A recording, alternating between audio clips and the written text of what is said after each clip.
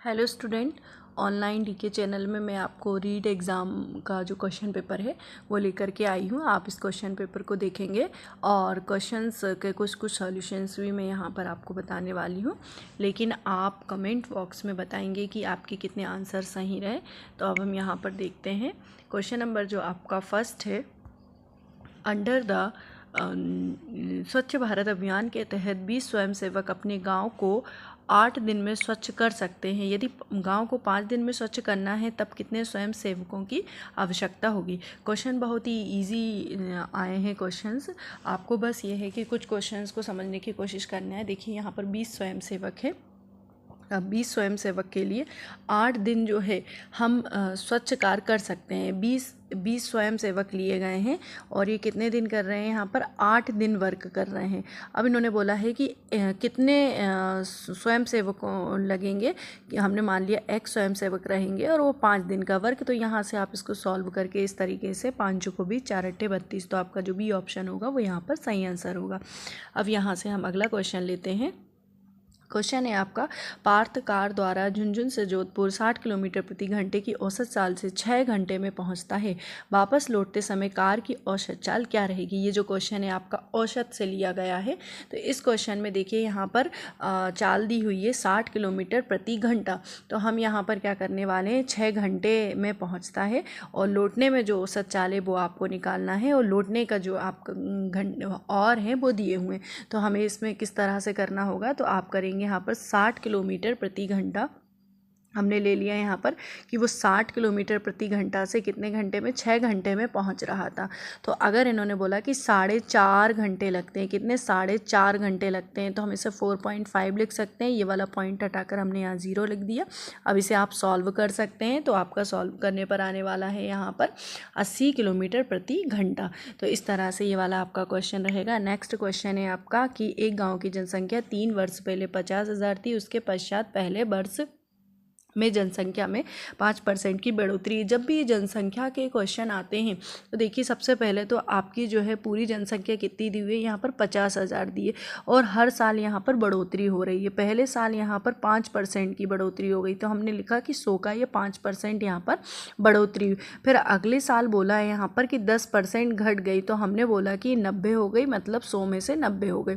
फिर बोला कि तीसरे बार 4% की बढ़ोतरी, 4% की बढ़ोतरी मतलब आपने ले लिया 104/100। तो इस तरह से आप इस इक्वेशन को सॉल्व करके निकाल सकते हैं। जब आप इसे सॉल्व करेंगे तो आपका आने वाला है 49,140। तो देखिए क्वेश्चंस का लेवल बहुत इजी दिया गया है, बस आपको करने का तरीका पता होना चाहिए। अब नेक्स्ट क्वेश्चन है आपका कि दिए गए चित्र में P जो है आपको समांतर दिया गया है Q के, तब X का मान निकालिए। देखिए यहाँ पर जो है P समांतर दिया गया है Q के। यहाँ पर आप ध्यान से देखेंगे कि P है Q के समांतर। अगर मैं यहाँ पर इस वाली मेथड से कि ये 95 जो है, यहाँ पर जो एंगल बन रहा है, ये एंगल और ये एंगल आपके आसन्न कोण बनाते हैं। आसन्न कोण मतलब वर्टिकली अपोजिट कोण बनाते हैं। तो ये भी हम यहाँ से 95 डिग्री ले सकते हैं। तो आपका टोटल कितना होगा, 30 + 95 प्लस आपका x। तो ये एक ही रेखा पर बनने वाले कोण होंगे, तो ये होगा आपका 180 के बराबर। अब इस तरह से आप यहाँ से इसको सॉल्व करके x का जो मान निकालेंगे, 180 में से 125 आपका जो माइनस होगा, 95 + 130, 125 जो आपका माइनस होगा वो आपका आ रहा है 55 डिग्री। मतलब आपका जो ऑप्शन नंबर ए होगा वो यहाँ पर राइट आंसर होगा। नेक्स्ट है आपका क्वेश्चन कि दिया गया त्रिभुज ABC सर्वांगसम होगा त्रिभुज FDE के, तथा AB बराबर होगा 5 सेंटीमीटर। एंगल बी होगा आपका 40, एंगल ए होगा आपका 80। सर्वांगसम का मतलब क्या होता है, सर्वांगसम मतलब आपका ये होता है कि कोई भी दो त्रिभुजें, उसकी भुजा कोण सभी बराबर होंगे। अब यहाँ पर दो त्रिभुजों की बात कर रहे थे। अगर हम लेते हैं कि एक त्रिभुज ABC है, ठीक है, और एक त्रिभुज यहाँ पर बोला गया है कि त्रिभुज आपका FD और E है, और यहाँ पर बोला गया है कि जो B है वो आपका 40 डिग्री है। B अगर 40 होगा तो आपका D भी 40 होगा, ठीक है। और A जो है आपका 80 है, अगर A 80 है तो आपका यहाँ पर F भी 80 होगा, और AB है 5 सेंटीमीटर, तो आपका यहाँ पर DF भी 5 सेंटीमीटर होगा।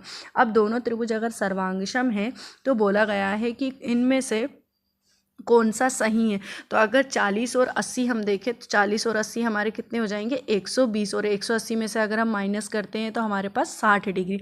तो जो ई वाला है और यहाँ पर सी वाला है 60 डिग्री होगा। तो देखेंगे कि एंगल ई हमारे पास 60 डिग्री कहाँ पर है। तो देखेंगे कि बी ऑप्शन जो है आपके पास ये सही ऑप्शन है। तो बी में आपको एंगल ई 60 डिग्री दिया हुआ है। अगला क्वेश्चन है आपका यहाँ पर कि वस्तुनिष्ठ परीक्षण का प्रमुख दोष क्या है। वस्तुनिष्ठ परीक्षण का प्रमुख दोष क्या है। व्यापकता का अभाव, विश्वसनीयता का अभाव, अभिव्यक्ति का अभाव और वैधता का अभाव। तो यहाँ पर होगा आपका अभिव्यक्ति का अभाव। इसमें आपका क्या आने वाला है, अभिव्यक्ति का अभाव। फिर अगला क्वेश्चन है आपका किस गुण के कारण परीक्षा में शुद्धता रहती है। किस गुण के कारण परीक्षा में शुद्धता रहती है। विभेदीकारिकता, वैधता, वस्तुनिष्ठता और विश्वसनीयता। जो यहाँ पर परीक्षा में जब भी शुद्धता की बात की गई है तो विभेदीकारिता। अगला क्वेश्चन है आपका गणित शिक्षण में अभ्यास कार्य का प्रमुख उद्देश्य है। गणित शिक्षण में अभ्यास कार्य का उद्देश्य नए सूत्र को समझना, गणित गणना संबंधी कौशल बढ़ाना और नई धारणा को स्पष्ट करना, ज्ञान को नई परिस्थितियों में लागू करना। तो इसका जो ऑप्शन होगा ऑप्शन नंबर डी, ज्ञान को नई परिस्थितियों में लागू करना। अगला क्वेश्चन है आपका आगमन विधि उपयुक्त है। देखिए आगमन विधि में क्या होता है, पहले हम क्वेश्चन का उदाहरण प्रस्तुत करते हैं और इसके बाद में हम समस्या का हल ढूंढने की कोशिश करते हैं। तो आपका जो आगमन विधि में होगा ऑप्शन नंबर ए, मतलब सूत्र की स्थापना करना। आगमन विधि में आपको सूत्र की स्थापना की जाती है।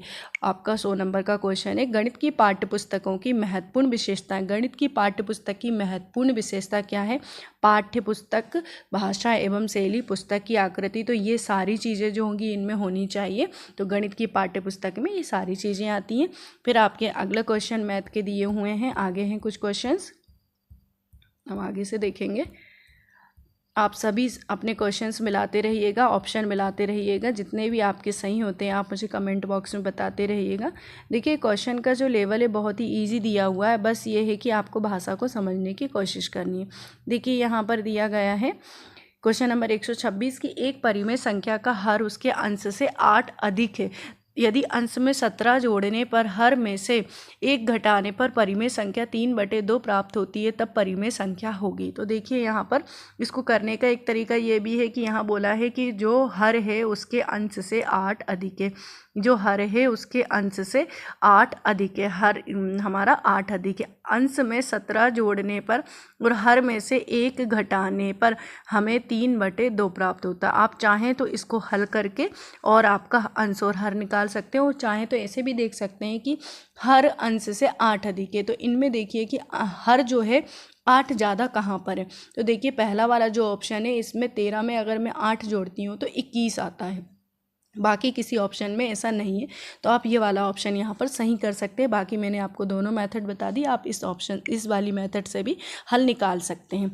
अगला क्वेश्चन है आपका छोटी से छोटी वर्ग संख्या जो 7, 14, 21 में से प्रत्येक से विभाजित है वे क्या है। तो जो आपका क्वेश्चन है इसमें आप क्या करेंगे, इसमें 7, 14 और 21 तीनों का आप एलसीएम निकाल लेंगे। 7, 14 और 21 का एलसीएम निकालने पर फिर आप इन संख्याओं में आपको पूर्ण वर्ग बनानी है। तो 7 जो ये देखिए मैं 7, 14 और 21 का एलसीएम अगर निकालती हूँ तो 7 एकम 7, 7 दूनी 14, 7 या 21, तो 7 × 2 × 3।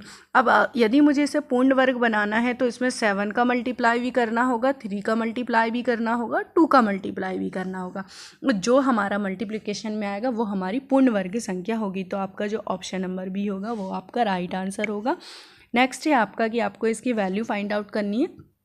इसमें आपका क्यूब रूट्स के फॉर्म में दिया हुआ है। तो जब भी कोई संख्या यहाँ क्यूब रूट से बाहर निकलती है तो 3 3 के पेयर में निकलती है। तो देखिए यहाँ पर जो है 1/8 है। जो अगर हम इसे बाहर निकालते हैं तो ये हमारा 1/2/0.6 के फॉर्म में बाहर आ जाएगा। और इसी तरीके से ये हमारा 0.07 के फॉर्म में बाहर आने वाला है। 0.06 है यहाँ पर।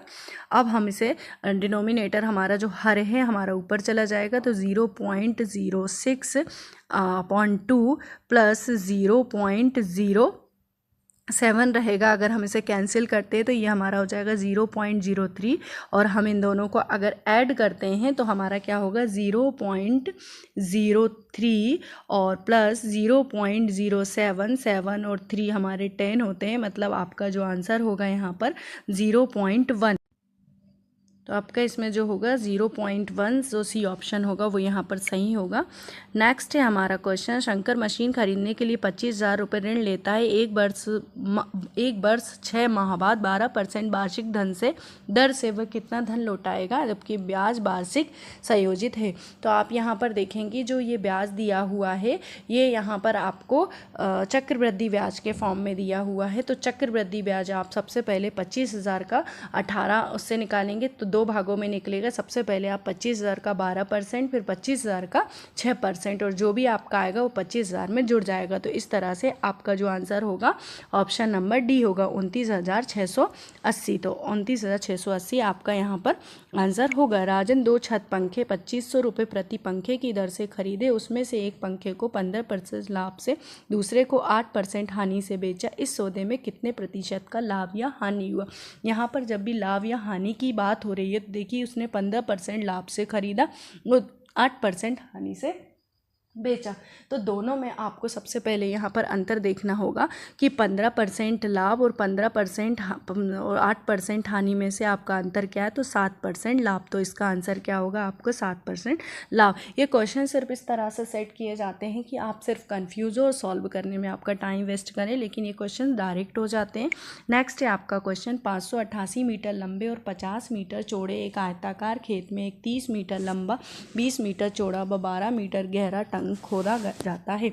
इस प्रकार खोद कर निकाली गई मिट्टी बालू को छत के शेष भाग में एक समान रूप से फैला दिया जाता है।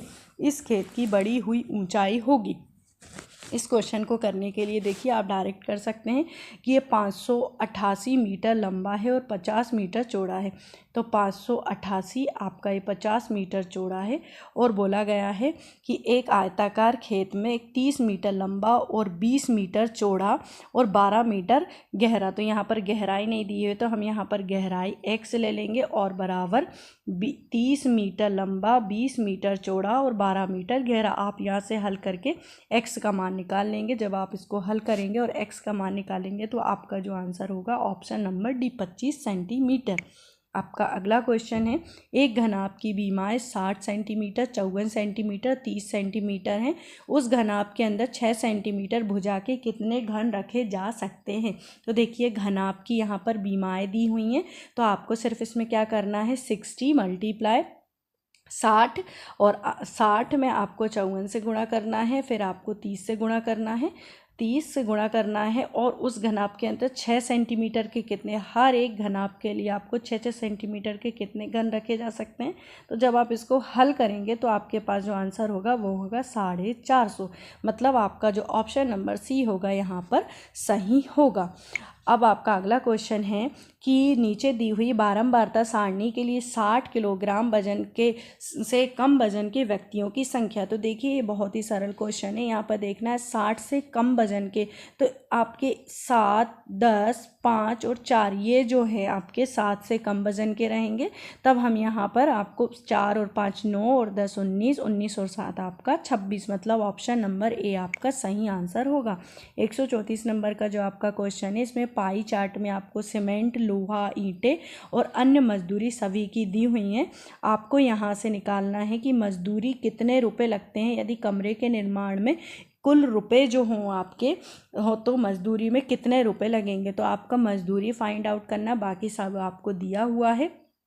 तो आप इन सभी को जोड़कर 360 से अगर मल्टीप्लाई करते हैं तो आपको यहाँ पर मजदूरी मिल जाएगी। तो यह आपका जो क्वेश्चन है पाई चार्ट के निर्माण के लिए दिया हुआ है। पाई चार्ट को आपको इसमें हल करना है। तो इस वाले क्वेश्चन का जो आपका आंसर होगा इसमें बी 50,000। नेक्स्ट क्वेश्चन है आपका, एक बैग में थैले में 15 लाल गेंदें हैं, कुछ हरी गेंदें हैं। यदि एक हरी गेंद निकाल ली जाती है तो इसकी प्रायिकता जो होगी वो हरी गेंदों की संख्या बतानी 1/6 है। तो इसमें लाल गेंदें हैं और हरी गेंदें लाल हैं और ग्रीन है। लाल इसमें 15 गेंदें दी गई हैं, कुछ हरी गेंदें हैं जिसमें से, और हरी गेंद अगर निकाल ली जाती है, हरी गेंद में से आपको निकाल ली जा रही है तो इसकी प्रायिकता 1/6 हो जाती है। तो आपको क्वेश्चन करने का तरीका इस तरह से होगा कि हरी गेंदें और लाल गेंदें हैं, इसमें आपकी प्रायिकता 1/6। आप यहाँ से x का मान निकालेंगे तो ऑप्शन नंबर सी आपका थर्ड जो होगा 3 जो होगा वो सही आंसर होगा। अगला जो क्वेश्चन है आपको इसमें पावर के फॉर्म में करना है। आप 30 को यहाँ पर 5 × 6 लिख सकते हैं की पावर -5 और 6 की पावर -5 और इंटू यहाँ पर है 5 की पावर 12 आ रही है यहाँ पर, और यहाँ पर आप 5 की पावर इसको 4 लिख सकते हैं और यहाँ पर 6 की पावर -5। ये आप जो बेस और घात वाली जो फॉर्म होता है उस फॉर्म से हल कर सकते हैं। तो ऑप्शन नंबर सी आपका यहाँ पर सही आंसर होगा। अगला क्वेश्चन है आपका 6 की पावर आपको 2x + 1 दी है, जिसमें आपको डिवाइड करना है 2 की पावर 216 से। तो आप इसको 6 की पावर 3 लिख सकते हैं यहाँ पर, और इसे यहाँ पर 2x + 1 साथ में आपका दिया हुआ है।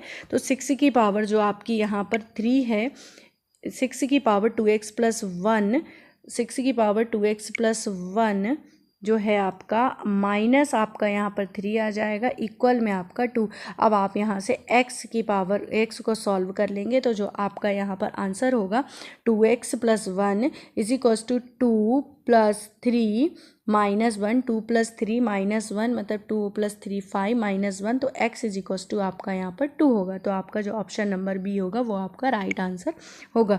फिर आपका अगला क्वेश्चन है कि आपको इसमें से इसको माइनस करना है। कुछ इक्वेशन दी है, तो देखिए यहाँ पर आपको फर्स्ट वाली जो इक्वेशन है उसमें से सेकंड वाली इक्वेशन को जब माइनस करना होगा तो दूसरी वाली इक्वेशन के जो चिन्ह होंगे वो आपकी सभी बदल जाएंगे। तो इसमें ऑप्शन नंबर ए जो होगा, आप इसे हल करके देख सकते हैं, ऑप्शन नंबर जो ए होगा वो आपका सही आंसर होगा।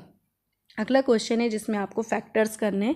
तो फैक्टर्स करने के लिए आप यहाँ से भी चेक कर सकते हैं डायरेक्ट कि 3 × 3 9a² माइनस यहाँ पर 3 8 × 24, 5 3 × 15 और 24 में से हम 15 माइनस करेंगे तो 9 और वो भी माइनस का, और 5 और 8 हमारे कितने होते हैं 40 b²। तो इस तरह से भी आप चेक करके इनको हल कर सकते हैं। आपका अगला क्वेश्चन है कि इसमें आपको इसकी जो वैल्यू है इसमें डिवाइड करना है। तो इस वैल्यू को डिवाइड करने के लिए आप जब इसे सॉल्व करेंगे तो आपके फैक्टर बन जाएंगे x + 5 और x + 2, x + 5 और x + 2 से आपका x + 2 जो होगा फैक्टर कैंसिल हो जाएगा। तो इस तरह से आपका जो होगा ये ऑप्शन नंबर डी होगा। देखिए आपको इसे डिवाइड डायरेक्ट नहीं लगाना था, पहले आपको यहाँ पर फैक्टर करना था।